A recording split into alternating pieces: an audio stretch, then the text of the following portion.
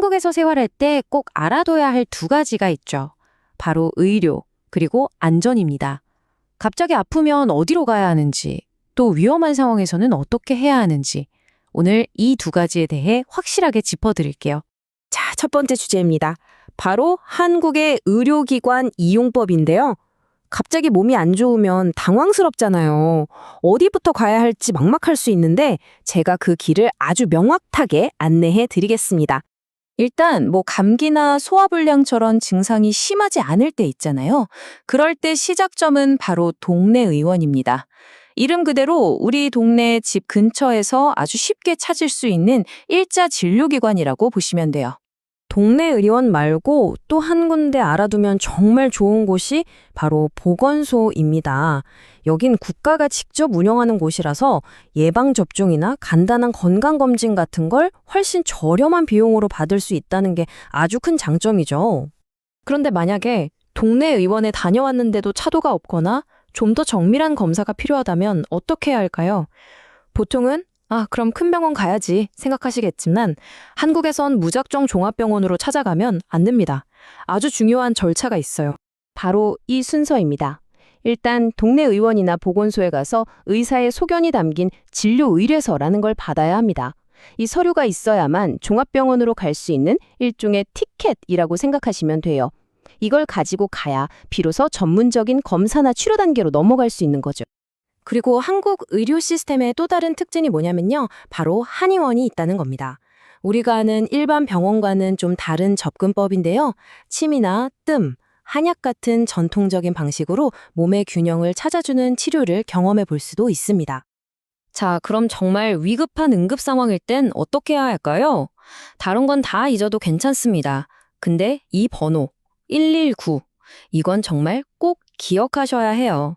갑자기 너무 아프거나 크게 다쳐서 혼자서는 도저히 병원에 갈 수 없는 상황. 그럴 땐 망설이지 말고 바로 119에 전화하세요. 그럼 구급대원이 와서 신속하게 응급처치를 해주고 가장 가까운 병원 응급실로 안전하게 데려다 줄 겁니다.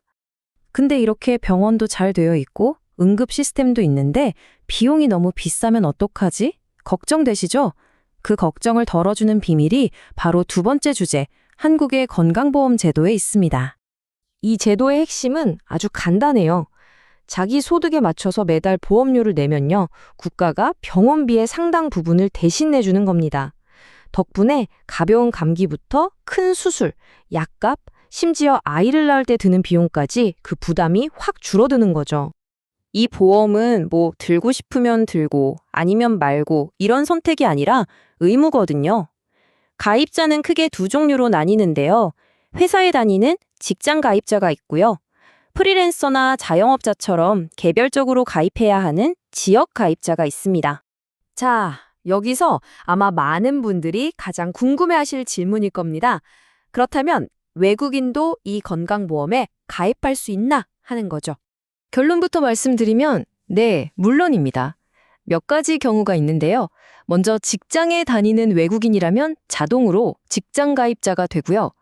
또 가족의 피부양자로 등록될 수도 있어요.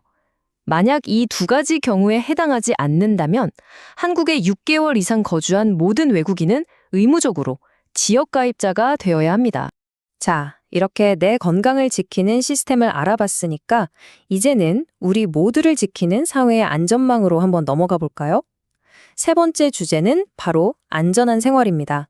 한국은 재난에 대비하는 훈련을 굉장히 중요하게 생각해요.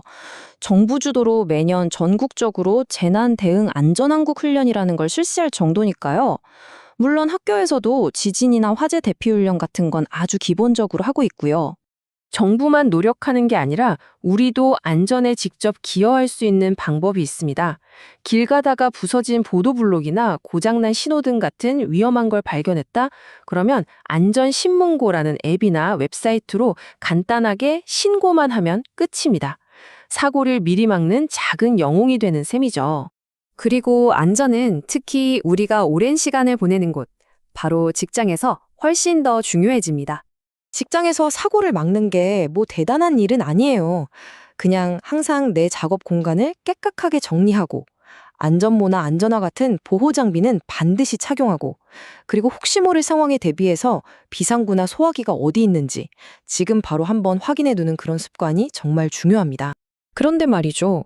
이렇게 모두가 안전을 위해 노력하는 것 같은데도 데이터는 우리에게 조금 불편한 진실을 보여주고 있습니다. 바로 안전의 격차 문제예요. 한번 솔직하게 질문을 던져볼까요? 한국의 일터가 과연 모든 사람에게 똑같이 안전할까요? 안타깝게도 대답은 아니오입니다. 이 그래프를 좀 보세요. 고용노동부 자료인데 한국인 근로자와 외국인 근로자의 산업재해 발생률이 한눈에 봐도 정말 크게 차이가 나죠? 구체적인 수치로 따져보면요, 무려 6배나 더 높습니다. 이건 그냥 넘어갈 수 있는 차이가 아니에요. 도대체 왜 이렇게까지 큰 차이가 나는 걸까요? 여러 가지 이유가 있겠지만 이 자료는 아주 핵심적인 문제 하나를 지적하고 있습니다. 바로 안전교육이 언어나 문화적인 차이를 충분히 고려하지 않은 채 이루어지고 있다는 점이에요. 아무리 중요한 내용이라도 그게 제대로 전달되지 않으면 아무 소용이 없는 거잖아요. 그래서 오늘 우리가 알아본 이 모든 정보가 향하는 마지막 질문은 바로 이겁니다. 한국의 시스템을 이해하고 어디에 위험이 있는지 알게 된 지금, 여러분은 내일의 나 자신을 지키기 위해 무엇을 하시겠습니까? 아플 때 망설이지 않고 병원에 가고, 위험하다고 느낄 때 당당하게 목소리를 내는 것, 그 시작은 바로 여러분 자신에게 달려 있습니다.